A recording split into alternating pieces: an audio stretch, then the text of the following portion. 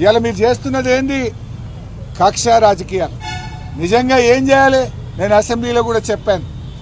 కాళేశ్వరంలో అన్నీ ఇంటాక్ట్ ఉన్నాయి. కాళేశ్వరంలో 3 బ్యారేజీలు, 19 సబ్స్టేషన్లు, 15 రిజర్వాయర్లు, 21 పంప్ హౌజులు, 203 కిలోమీటర్ల టనలు, 98 కిలోమీటర్ల ప్రెజర్ మెయిన్ అన్నీ బాగున్నాయి కదా.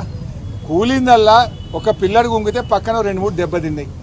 దానికి అందులో కాళేశ్వరంలో ఉన్నాయి 228 పియర్స్. ఆ బ్యారేజీల్లో 3 పియర్లను, మేడిగడ్డను 3 పియర్లు 300-400 కోట్లు పెడితే అయిపోయే ముచ్చట.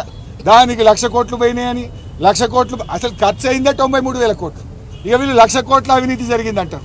కాళేశ్వరం మీద ఖర్చు అయింది 93,000 అయితే 1,00,000 కోట్ల అవినీతి జరుగుద్దా? అందులో 15 రిజర్వాయర్లు బాగున్నాయి, 21 పంప్ హౌజులు బాగున్నాయి, 19 సబ్స్టేషన్లు బాగున్నాయి, టనళ్లు బాగున్నాయి, గ్రావిటీ కెనాల్లు బాగున్నాయి. ఈ నిమిషానికి కూడా పంటలు పండుతున్నాయి కదా. మల్లన్న సాగర్ కింద పంట పండుతుంది, రంగనాయక సాగర్ కింద పండుతుంది. మెదక్ జిల్లా, సంగారెడ్డి జిల్లా, సిద్దిపేట జిల్లా, యాదాద్రి జిల్లా, కరీంనగర్ జిల్లా, వరంగల్ జిల్లా, మరి అదేవిధంగా సిరిసిల్ల జిల్లా. ఇవాళ ఇన్ని జిల్లాలకు త్రాగునీరు, సాగునీరు, పరిశ్రమలకు నీరు అందించిన కాళేశ్వరాన్ని ఇవాళ మీరు ఏ రకంగానైనా బురద జల్లాలనే ప్రయత్నం చేస్తున్నారు. బట్ మీరు ఒక విషయం గుర్తుపెట్టుకోండి, మీరు ఎన్ని కుట్రలు చేసినా, కేసీఆర్ ఇమేజ్ దెబ్బతీయడం కోసం మీరు ఎన్ని చేసినా తెలంగాణ ప్రజలు నమ్మరు.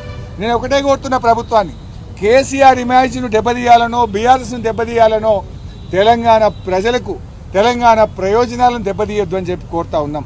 మీరు ఎంత అరిచినా, ఎంత బురద జల్లినా తెలంగాణకు మేడిగడ్డనే మేటిగడ్డ అవుతుంది. మేడిగడ్డ వద్దనడం అంటే గోదావరిలో తెలంగాణ వాటాను కాదనుకోవడమే. మేడిగడ్డ వద్దనుకోవడం అంటే బనకచెర్లకు కిందికి ఆంధ్రాకు నీళ్లు వదులుకోవడమే. మేడిగడ్డ ఎత్తిపోతల పథకం ఆపేయడం అంటే రాష్ట్రాలకు, పక్క రాష్ట్రాలకు, దిగువ రాష్ట్రానికి మన నీళ్లు వదులుకోవడమే అవుతుంది. గోదావరి నీళ్లను బదిలి రైతులకు కన్నీళ్లు మిగిల్చే ఆలోచన చేస్తారా?